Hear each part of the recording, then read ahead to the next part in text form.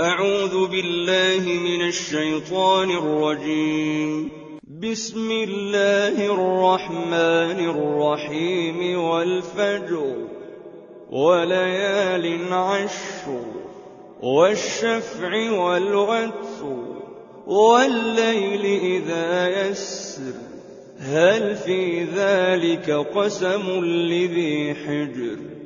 ألم تر كيف فعل ربك بعاد إرم ذات العماد التي لم يخلق مثلها في البلاد وثمود الذين جابوا الصخر بالواد وفرعون ذي الأوتاد الذين طغوا في البلاد فأكثروا فيها الفساد فصب عليهم ربك سوط عذاب إن ربك لبالمرصاد فأما الإنسان إذا ما ابتلاه ربه فأكرمه ونعمه فيقول ربي أكرمن وأما إذا ما ابتلاه فقدر عليه رزقه فيقول ربي أهانن كلا بل لا تكرمون اليتيم ولا تحاضون على طعام المسكين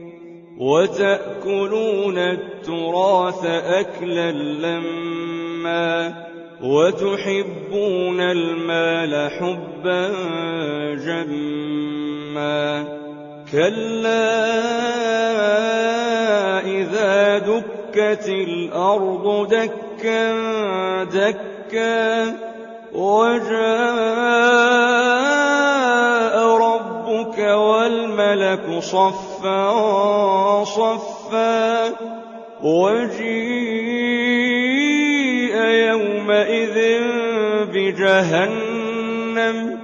يومئذ يتذكر الإنسان وأنى له الذكرى يقول يا ليتني قدمت لحياتي فيومئذ لا يعذب عذابه أحد ولا يوثق وثاقه أحد يا أيتها النفس المطمئنة ارجعي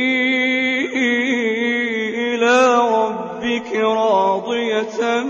مرضية فادخلي في عبادي وادخلي جنتي.